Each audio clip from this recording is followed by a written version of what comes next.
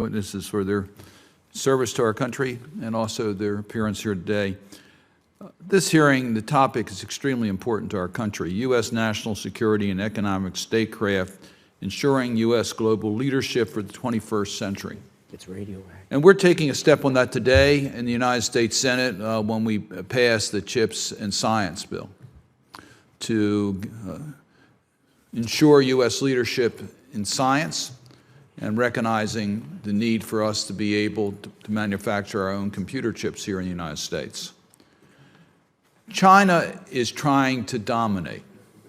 We know that. The United States can stand up against China because of our economic strength and our political strength. But so many countries around the world cannot.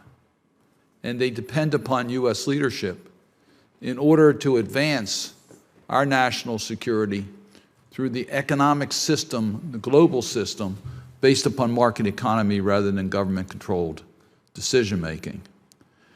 And Secretary Fernandez, I was not satisfied with your answer of our chairman's question in regards to Lithuania. And let me explain the reason why. The question is whether we need to take a much more aggressive stand with institutional infrastructure to deal with China's coercive policies. We know their One Belt Road initiative is to try to use their economic power to intimidate countries to play according to China's rules rather than the global market economic rules. We have taken steps, and I must tell you, initiated by the legislative branch of government, on dealing with trafficking in persons to make it clear that the U.S. would stand up for a leadership structure that every country in the world needs to take steps to prevent modern-day slavery. We've taken institutional steps to deal with individual corrupt players that allow these autocratic countries to survive with the Magnitsky-type sanctions, and that's been very effective. This committee has passed a corruption index that would do this for corruption, to use U.S. leadership. So I think the chairman's question is, do we need that type of institutional protection against the coercive practices of China as we saw in Lithuania? So that, yes, you can respond to what China does and try to help Lithuania through the economic institutions that exist, but shouldn't we have some type of an automatic mechanism that's available so China understands that we won't tolerate that type of behavior and their geopolitical intimidation of another country as they did with Lithuania? I think that was the question the chairman was asking, and I didn't get really an answer to that question. So, yes, we have proposals that are going to be made by Congress, but we need to get you engaged on this subject. Because if we sit back and say it's just business as usual, we're using the bilateral mechanisms that we have and we'll respond and we'll help you here and we'll help you there, China will continue their policies. And many countries will not have that space to be able to operate while we try to figure out how we can help them.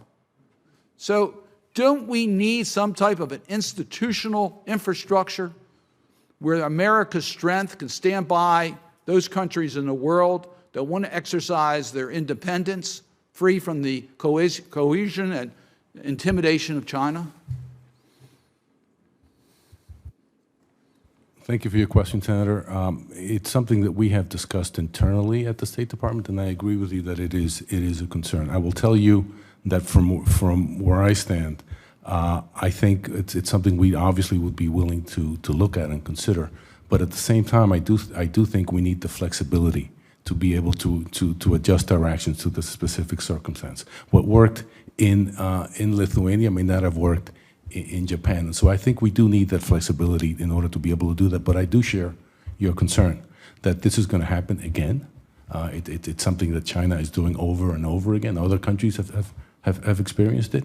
And I think looking at this situation holistically is worth looking at. I'll just make this observation, Mr. Chairman. If we would have waited for these negotiations to take place, we never would have passed the sanction regime against Iran. We never would have done the Magnitsky sanctions. We never would have done any of these issues because we always get that response from the administration. Let's sit down and talk. We're not talking about taking away your flexibility to deal with individual circumstances. We're talking about making it clear that the United States is standing up for global leadership against this type of behavior. And unless we get greater cooperation from an administration, it's going to be more difficult for us to do it. We'll still do it. But in the meantime, China is going to act. So I would just urge you to understand the urgency of this moment, of what China is doing. We're taking action in Congress, but we can certainly use your more enthusiastic cooperation with us to give you the tools you need in order to respond. Thank you, Senator Cardin. Senator Barrasso.